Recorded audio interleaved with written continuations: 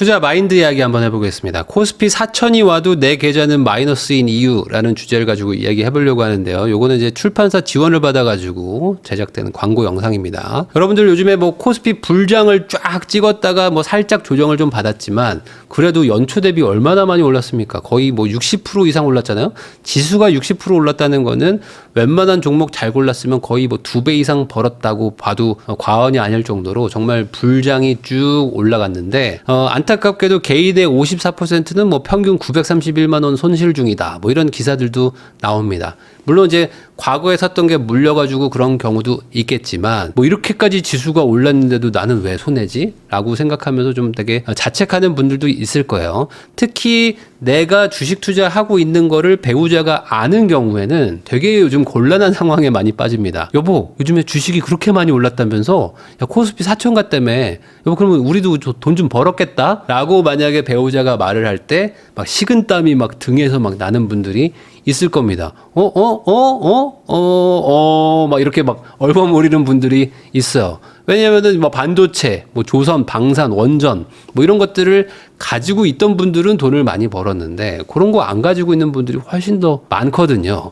그러다 보니까 남들은 돈 벌었다는데 나는 뭐 돈을 번 게 없어. 그래가지고 야, 안 되겠다. 나도 하이닉스 사야 되겠다 해가지고 막 올라가니까 어떻게 됩니까? 소위 말하는 포모 현상이 와가지고 30만 원일 때는 하이닉스 안 샀는데 60만 원 되니까 사고 싶어지잖아요. 그래가지고 60만 원에 막 샀던 분들도 많았습니다. 근데 지금 52만 원까지 빠졌잖아요. 순식간에 20%가 빠졌습니다. 고점 대비. 항상 급등 뒤에는 또 급락이 올 수도 있는 거니까 따라갔다가 또 한 번 타격맞고 오는 경우도 있죠. 이게 유행하는 주식들을 뒤늦게 매수하면은 사실 이게 가장 최악의 투자법인데 어느 정도 상승하고 있는 초기나 중기 때는 그런 거를 막 부정합니다. 아, 저건 안 돼. 답 없어. 저거 고평가야 하다가 막 올라가잖아요. 그러면 도저히 못 참아가지고 다들 저 얘기만 하니까 다들 삼성전자 하이닉스 얘기만 하니까 안 살 수가 없어. 그럼 사면 어떻게 됩니까? 그때부터는 나도 이제 같은 배 탔으니까 더 가야 되잖아요. 이제 가자를 외치면서 기도를 하죠. 근데 이런 경험을 안 해본 분들이 없을 겁니다. 대부분 해보셨고 저도 옛날에 이런 거 많이 했습니다. 그러면 이제 당연히 이제 자책을 하게 되는데 아, 저는 왜 이렇게 사면 떨어지고 팔면 오르고 저는 왜 이렇게 막 멍청하죠? 막 이런 얘기들 많이 하시잖아요. 근데 사실 정확하게는요. 뭐 부동산도 마찬가지지만 투자 원칙을 지키지 않았을 때 이런 일들이 발생한다. 이번에 이런 책이 하나 나왔습니다. 부자 아빠 투자 불변의 법칙이라는 책인데 이게 일본의 의사인데 이분이 이제 같이 투자도 해가지고 20대에 10억 만들고 50대인데 이제 500억을 만드신 분이 이제 책을 냈대요.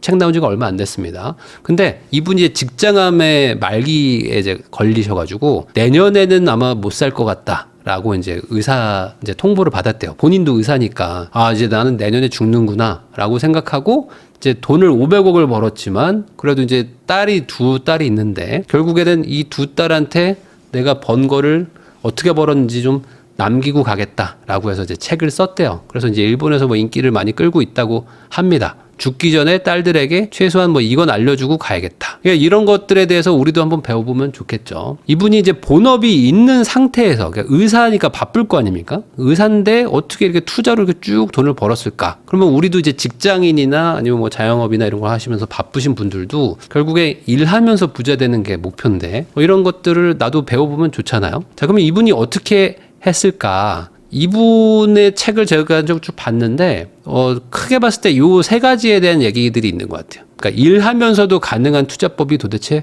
뭐냐? 뭐 주식 사고 코인 사면은 매일 이거 쳐다보기 바쁘다 하시는 분들 있잖아요. 그런 분들한테는 좀 도움이 될 것 같고 이 적금 대신에 주식을 사가지고 어떻게 사면은 돈을 벌 수 있나? 뭐 이런 내용들도 좀 있고요. 그 다음에 이제 코스피가 이제 뭐 4천 지금 언저리에 좀 왔다 갔다 하는데 지금이라도 사야 되나? 이런 거에 대한 의문들이 있으실 것 같은데 이 책에서 어느 정도 좀 해답을 찾을 수가 있습니다. 자, 우선은 돈 버는 세 가지 주식의 종류가 있다 하면서 여기서 이제 구분한 게 있어요. 뭐냐면 자산 가치주, 그러니까 소위 말하는 이제 가치 투자.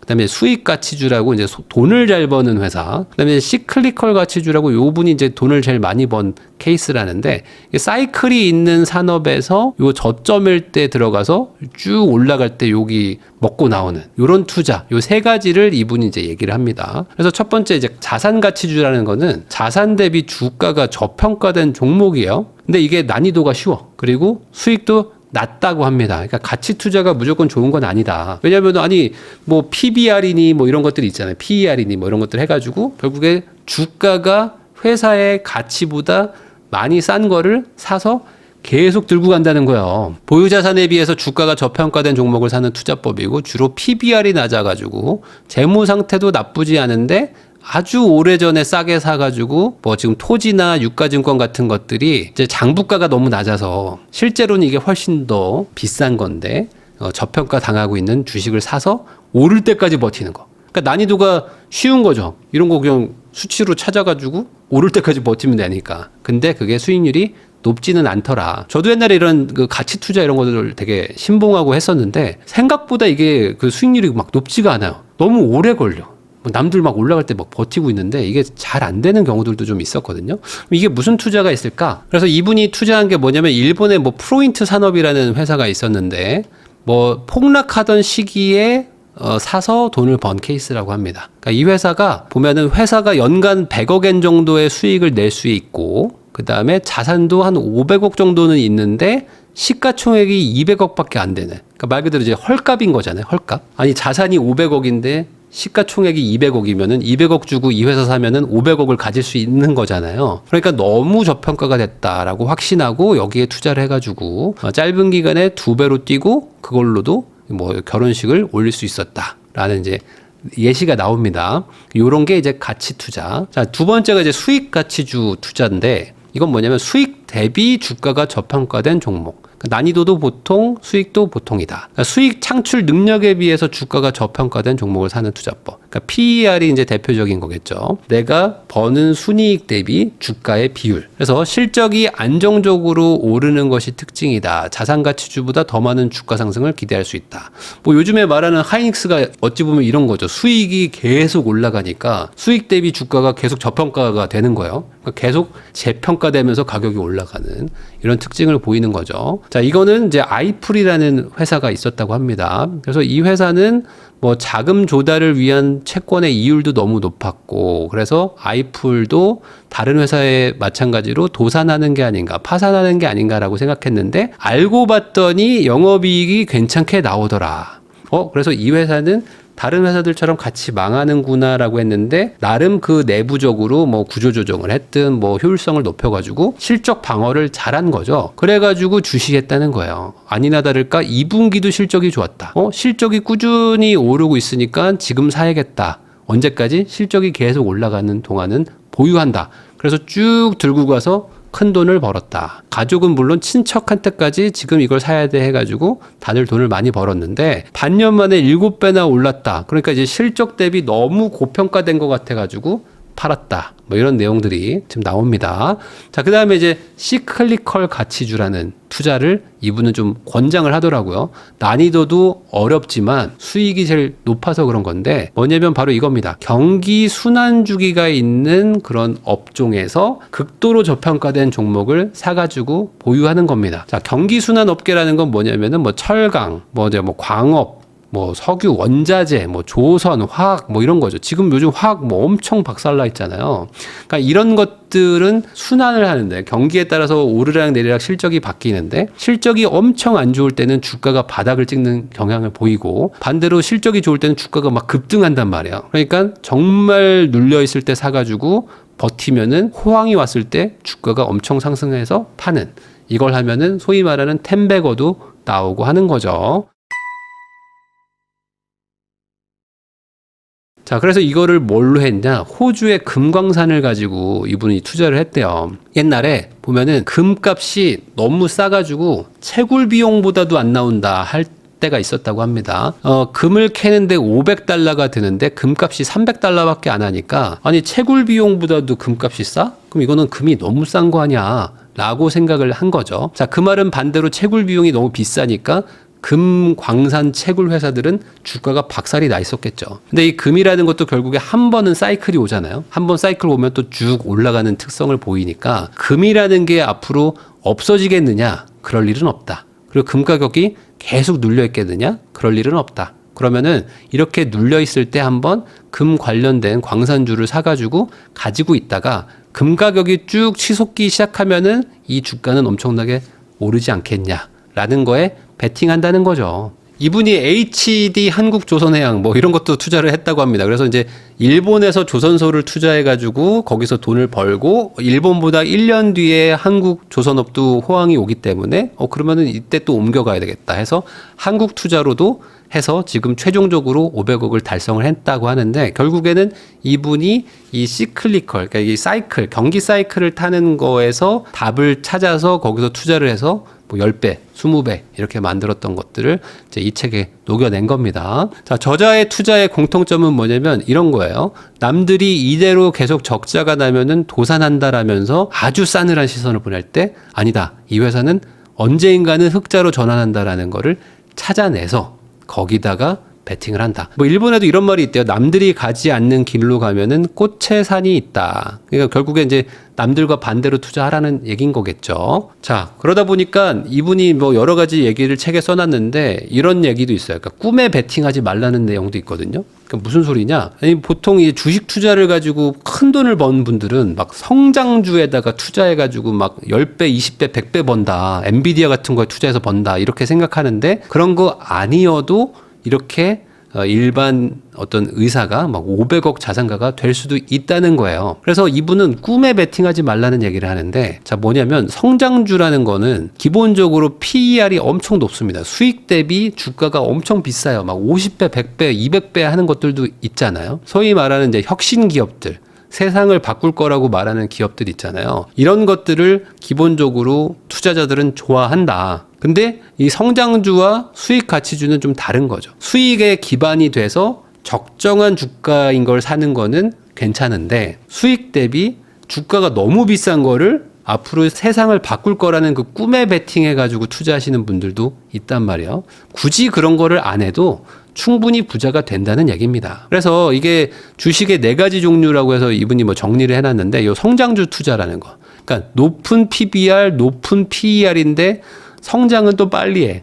그러니까 여기가 제일 좋아 보이지만 실제로 여기는 어찌 보면 고평가의 영역일 수도 있고 가격이 막 급등락을 막 하기 때문에 잘못 물리면 큰 손해를 보기도 한다는 거죠. 그런 거보다는 성장은 조금 좀 약하더라도 너무 높지 않은 PBR, 너무 높지 않은 PER인 수익 가치주를 투자하는 거는 나쁘지 않다. 이거와 성장주는 다르다는 겁니다.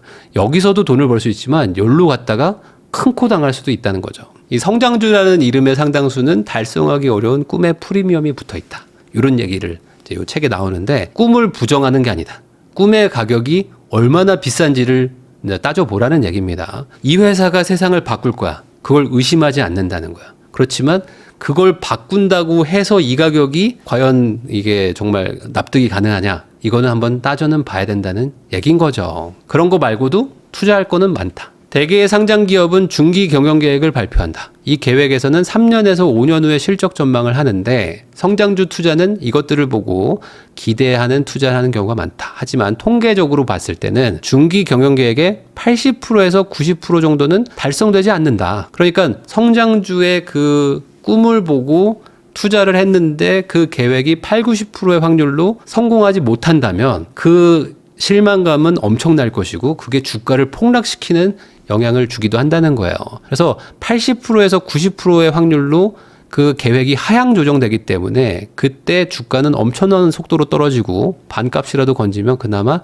나은 편이다. 10분의 1 이하로 떨어지는 경우도 수두룩한데 여기에 내 인생을 베팅할 것이냐라는 게 이 책의 내용입니다. 자, 높은 확률로 실적 달성이 불가하다면은 기대감은 실망감으로 바뀌는 거 너무 당연한 거겠죠. 자, 그래서 다른 것도 있잖아요. 자산 가치주도 있고 수익 가치주도 있고 시클리컬 가치주도 있는데 굳이 리스크를 여기다 너무 감수할 필요는 없다. 라는 얘기를 한 거고 두 번째가 이제 남한테 휘둘리지 말라 이런 얘기가 있습니다. 주가가 한참 지지부진하거나 미실현 손실이 늘어나면 쓸데없는 잡생각이 늘어난다. 이 주식을 팔고 다른 주식을 사는 게 좋지 않을까? 그러므로 빈번하게 주식 상황을 체크하지 않는 편이 더 좋다. 그러니까 좋은 주식을 사려고 고민을 많이 한 다음에 사고 나서는 좀 믿어주라는 얘기입니다. 그러니까 직원도 똑같은 얘기예요. 예전에 삼성 이병철 창립 회장님이 그런 얘기를 했잖아요. 사람을 뽑을 때는 정말 고민해서 뽑고 뽑으면 믿으라고 했습니다. 그러니까 그게 무슨 소리냐? 보통은 대충 뽑아가지고 의심하는데 그러지 말고 고민해가지고 하나를 잘 뽑은 다음에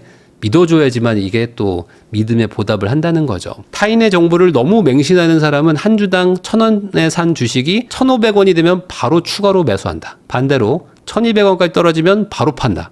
그러니까 이렇게 하시는 분들은 뭐 2배, 3배, 뭐 10배 버는 것들은 불가능한 거죠. 사실은 2,000원, 3,000원까지 더 오를 수도 있는데도 팔아치운 뒤 후회하기 일수다. 결국에 남한테 휘둘리지 말고 주식의 본질을 공부한 다음에 그걸 믿고 가라는 거죠. 이건 부동산 투자도 똑같습니다. 결국에는 내가 좋은 물건을 사가지고 장기 보유하는 게 결국에는 이기거든요. 자, 세 번째로 변동성에 베팅하지 말라는 내용이 있습니다. 일반적으로 신용거래는 위험하다고 한다. 다만 소액으로 대박을 터뜨리고 싶어가지고 신용거래를 이용하는 개인 투자자도 많다. 요즘에 뭐 레버리지도 많이 쓰시니까. EY 코스모 증권에 의하면 개인 주식 거래의 7할 이상이 신용거래라는 데이터도 있다. 요즘에 B2 해가지고 주식시장에서도 신용거래 엄청들 많이 하셨잖아요. 그게 계속 늘어나가지고 이거 위험하지 않냐라고 했을 때 어김없이 또 코스피, 코스닥이 또 주저앉기도 했습니다. 하지만 신용거래는 원칙적으로 안 하는 게 좋다. 돈을 빌려가지고 주식을 사면은 24년 8월 폭락장처럼 사실은 팔고 싶지 않은데 가격 변동만으로 팔지 않으면 안 되는 국면에 나온다. 이거는 부동산도 마찬가지죠. 레버리지를 엄청나게 높게 쓰면은 팔고 싶지 않을 가장 저점에 어쩔 수 없이 팔게 되는 상황이 오거든요. 부동산은 정말 좋은 걸 사가지고 조금 하락이 와도 버티면 회복하거든요. 근데 그 버티지 못할 만큼의 레버리지를 썼을 때 가장 저점에 던지게 됩니다. 그래서 이거는 주식에서도 마찬가지다. 자, 거기다 이런 얘기도 나올 거예요. 뭐냐면은 요즘에 이제 주식 투자 안 하신 분들이 소위 말하는 포모가 많이 왔거든요. 조금 조정받아도 그래도 주식 투자하신 분들, 돈 번 분들 많습니다. 그러다 보니까 야, 이거 지금 조정장인데 지금 들어가야 되는 거 아닙니까? 라고 생각하시는 분들도 있을 거예요. 자, 이미 오른 곳에 내 돈을 투자하는 게 좋은가? 아직 오르지 않은 곳에 돈을 투자하는 게 좋은가?